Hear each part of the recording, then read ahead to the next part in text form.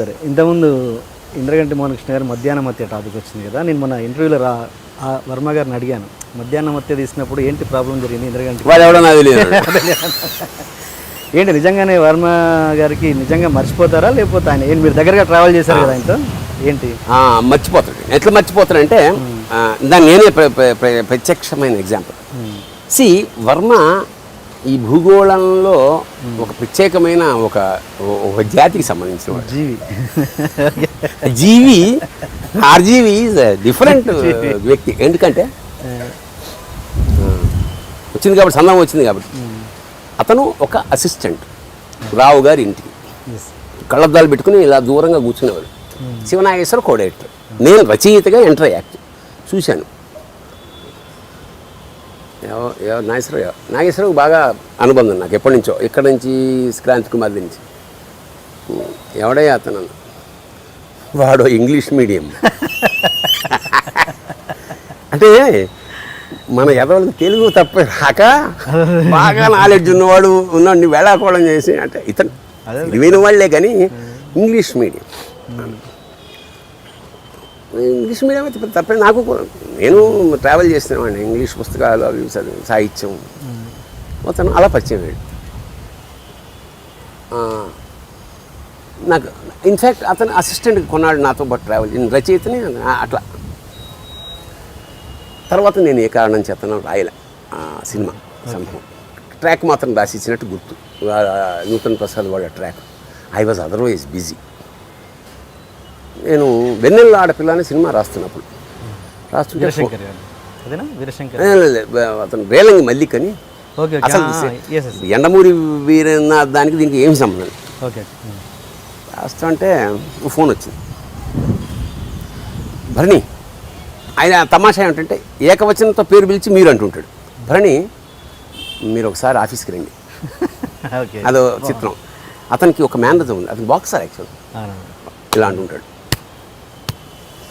నా పరిస్థితి ఎలా ఉండేది అప్పుడు అంటే, ఇలా లాల్చి జీన్స్ ప్యాంటు, సిగరెట్టు, నవరత్న కిళ్ళి, అంటే మంచి రైజులో ఉన్న రచయితని పైగా చాలా లిమిటెడ్గా రాసేవాడు. ఆరామ్సే నాకు నచ్చాలి, I want to enjoy the work. 32 అట్లా బిజీ ఉంది. ఇలాగే వెళ్ళా.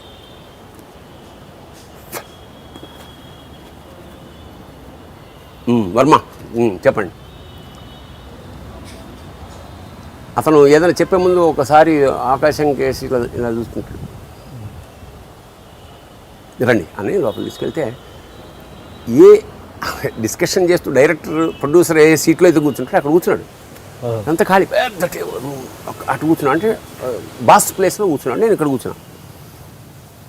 ఏంట్రా వీడు ఇక్కడ కూర్చున్నాడు, ఎక్కేసాడా, నాగార్జున ద్వారం నుంచి వచ్చాడని అవన్నీ రికమెండెడ్ క్యాండిడేట్ ఫీలింగ్, రికమెండేషన్ తోటి ఎక్కేసాడా అని. బట్ అతను ఇంటెలిజెంట్ అని తెలుసు, ఎందుకంటే నేను అతను సాయంత్రం వెళ్ళి కామిక్స్ కొంటుండేవాడు. అతను ఇప్పుడు కూడా కామిక్స్ చదువుతుంటాడు. సరే మొత్తానికి భరణి నేను సినిమా డైరెక్ట్ చేస్తున్నాను.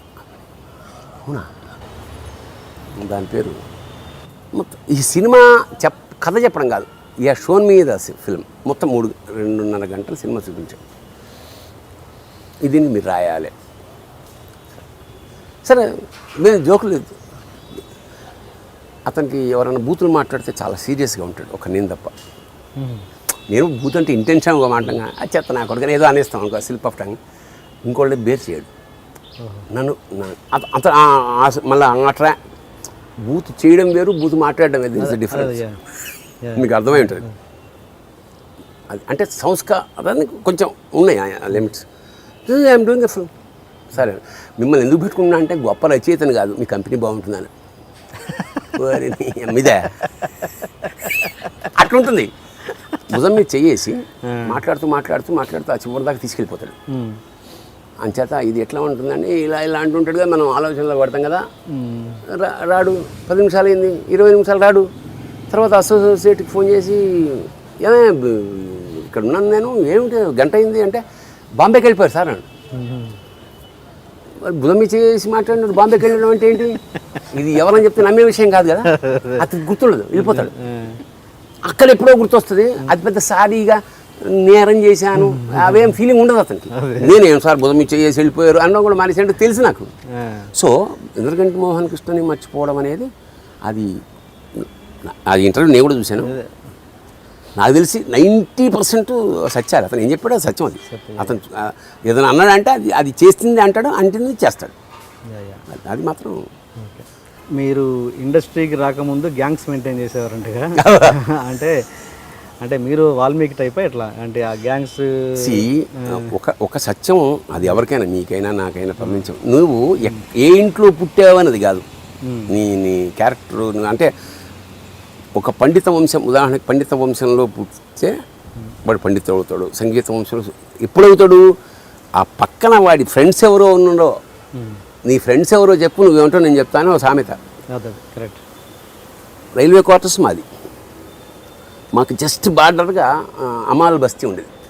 అమాల్ బస్తీ అంటే ఎక్కువ గూండా బ్యాచ్, అది దొంగతనాలు చేసి జైల్లోకి వెళ్ళి, అంటే అసలు అప్పుడే పూస్తున్న పువ్వు ఆల్రెడీ గట్టిగా పెరిగిన ముళ్ళు ఆ పక్కన ఉంటే ఎట్లుంటుంది? మేము వాళ్ళని ఇన్ఫ్లుయెన్స్ చేయకపోతే వాళ్ళు మమ్మల్ని ఇన్ఫ్లుయెన్స్ చేశారు. అంటే పత్తాలు ఆడడం, పతంగులు ఎగిరేయడం, ఎక్కడికో వెళ్ళి చేపలు పట్టడం, మెల్లిగా చిన్న దొంగతనాలు చేయడం ఇంట్లోనే. అంటే మేము పెట్టుకునేవాళ్ళం అన్నమాట స్కీమ్.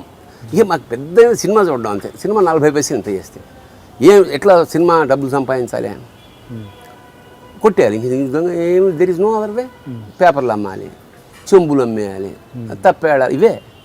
ఇట్లా అమ్మే క్రమంలో ఏంటంటే నేను అంటే ఇప్పటి వరకు ఇది రివీల్ చేయని సత్యం ఏంటంటే, కొట్టేయడం చాలా తెలివితే. మామూలు చదువుకున్న వాడికన్నా చదువుకోని వాడికి ఎక్కువ తెలివితేటలు ఉంటాయి బతకడంలో నేను నమ్ముతారు.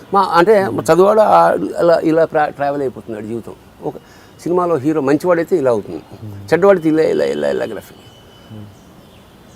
మా నాన్న లాల్చీలు వేసుకునేవాడు. మా నాన్న మెమొరీగా అది కూడా నాకు లాల్చీ వేస్తే మా నాన్న చిలక్కోయికి తగిలిస్తారు కదా, అందులో డబ్బులు ఉంటాయి. మా నాన్న జీతం ఎంత? 700 అన్న. ఎప్పుడైనా ఉంటే 10 రూపాయలు, 5 రూపాయలు, 3 రూపాయలు, 2 రూపాయలు, 1 రూపాయి. నాకు కావాల్సింది రూపాయి లేదా ₹10 బిళ్ళ కథం. ఇంటి నిండా జనం, ఉన్నవి 3 రూములు, ఒక వంటిల్లు, అది డైనింగ్ హాల్, అవేం లేవు కదా, గెస్ట్ రూమ్. రూపాయి కొట్టారంటే ఎట్లా? అక్కడ తప్ప ఎక్కడ ఉండవు. నేను మా నాన్న రాగా నుంచి ఫోకస్ అంతా నాన్న మీద ఉంటుంది అన్నమాట. ఇక్కడ వచ్చి చిలక్కోయికి లాల్చి తగిలేసి పక్కకి వెళ్ళిపోయాడు.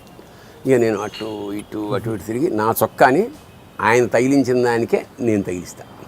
ఓకే, అచ్చా సేమ్ ఉండేవా ఇద్దరు? నాది. ఇప్పుడు నేను ఇది తీసి ఆయన లాల్చీకి చొక్కా తగిలిస్తా. ఈ భవిష్యత్తులో ఎవరన్నా ఇట్లా చేస్తే చాలా బాగుంటుంది. ఇప్పుడంతా కార్డుల సిస్టమ్ కాబట్టి కుదరదేమో. మళ్ళా 2 రౌండ్లు కొట్టొచ్చి పావలా అయినా ₹1,00,00,000 దానికి ఒక స్కీము, ప్లానింగ్ ఉండాలి. పట్టుబడిపోతే ₹1,00,00,000 వాడికి ఏ శిక్ష కొన్నేళ్ల తర్వాత పడుతుంది. ఇక్కడే స్పాట్లో ఇస్తాడు మన ఆయన. చెట్టు కట్టేసి కొట్టేవాడు. ఓకే. మళ్ళీ నా చొక్కా తీసుకోవడానికి వచ్చినప్పుడు నా చొక్కాతో పాటు నాన్న చొక్కా కూడా కింద పడేస్తాం. ఓకే. ఏ సినిమా మరి ఎవరు నేర్పాడు నాకు చెప్పండి? ఇది 10th క్లాస్ కూడా కాదు. ఇప్పుడు ఈ చొక్కా ఇది కింద పడింది కదా, ఇప్పుడు కెమెరా కిందకు వచ్చేస్తుంది. నా చొక్కా తీసి ఇది మళ్ళీ హుక్కు పెట్టి లోపల నుంచి వేడి వెళ్ళిపోయి జప్పని తీసి నా పెట్టేసి వెళ్ళిపోవడం. ఎంత తీసుకున్నానో తెలీదు.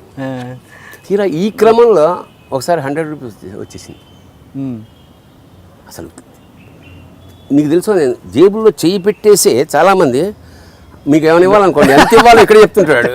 పొరపాటు పెద్దది వచ్చింది అనుకోండి, ఇట్లా చూసారా, అట్లా నేను చెయ్యి పెట్టి వాసన, పరిమళం, రూపం, గాంధీ గారి బొమ్మ అన్నీ చేతిలోంచి ట్రాన్స్ఫర్ అయినా ఇదేదో పెద్ద నోట్ వచ్చేసింది అంటే చూస్తే 100 అంటే ఏమిటి అసలు? మా కుటుంబం ఒక 1 వీక్ వస్తుంది. పైగా ఎప్పుడది 70s, 65, 70s